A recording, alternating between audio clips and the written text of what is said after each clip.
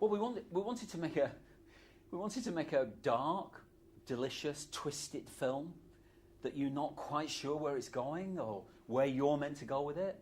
I love the way that you have three characters, and we have three great actors, James McAvoy, Vincent Cassel, Rosario Dawson, but you're not quite sure who's the centre of the film, who you should follow in the film. You know, Cassel is playing a kind of gangster, which he's good at. You know, he always does a good gangster. But by the end of the movie, he's like a kind of child in love. You know, he's kind of like not sure of himself. He's vulnerable. You know, and McAvoy begins as this seemingly reliable narrator. He has a voiceover. You know, he's successful in his business, in his job, and then suddenly he's assaulted by these guys. So what's happening there? And his journey is to a much darker place. And she begins obviously as apparently innocent professional bystander who's brought in to advise, using her skills as a hypnotist. But in fact, her story is much more critical to the whole construct of the film. The story about hypnotism is that you will never do anything you don't want to do. If you go into hypnotism, you will always be aware of where you are, you will know you're in the room, and you will never do anything foolish, like take your clothes off, if you don't want to. The truth is that for 5 to 10% of the population, 5 to 10% are what called virtuosos. They're extremely suggestible. And for them, they can be taken very, very deeply into trance, where they have no control over what they're doing at all. And things can be suggested to them. And so what happens in the movie is ethically, deeply disturbing, but clinically it is possible to plant those stories in a person's mind and to get them to act on them like that. So that's the biggest disturbing thing you find about it. It's actually, for most people, it's benign, very mellow, very good tool, meditative. But for that 5 to 10%, it's very, very powerful. There's before Goya and after Goya. Goya is the man who changed everything. Because really, before that, all painting was about portraiture, either of a landscape or a person. It was a depiction of a battle, or whatever it was, but it was a surface value. It could be psychologically incisive and interesting. You think of Rembrandt's work, his portraits, amazing. Self-portraits, extraordinary.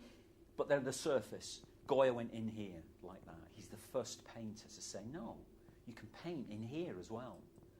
And you can suggest it in many, many different ways, through symbolism, through figurative. So for a movie like ours, which is really about the inside of the mind, he's a wonderful starting point, really. And it's a very beautiful painting, of course, as well. It has a kind of symbolism for us, because the three witches are really what's happening in McAvoy's mind, and he's under the blanket. He isn't really aware of what's going on yet, and it's revealed to him, and there's like hints to that throughout the movie. Also, I'd love to steal a Goya, and it's just down the road. I could on this trip, That would make great publicity for the movie. Excellent, really good actors. I thought James might be too young, but I think he's changing as an actor. He's in his early 30s now, so he's maturing as an actor, and he does an extraordinary job, because his transition from seemingly, his innocence at the beginning to what he actually uncovers about himself is an extraordinary journey. Cassel is, for me, one of the greatest actors in the world. It was a wonderful pleasure to work with him. He's not working in his own language, but he works in a number of different languages now.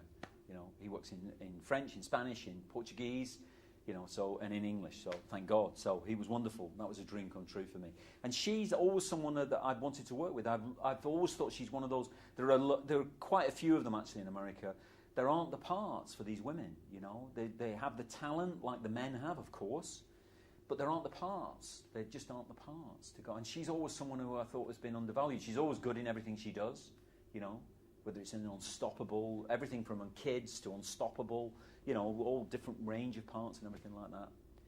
They have that thing where they're kind of like, they have the elements of a character actor, but they're a lead actor as well. And so it was wonderful to be able to work with her. And I wanted to contradict the idea of the chilly, icy, Scandinavian blonde, which is at the heart, the essence of the femme fatale idea from the Hitchcock days, and you go Latin with it. And her story is much more full of danger and passion and damage than the classic femme fatale, which is a male construct, is a fantasy. This is actually, she occupies the fantasy deliberately to get her way with the men at different times, but actually her story is more truthful than that, you know. It actually isn't a construct, it is her saving her own life, in a way, as that happens.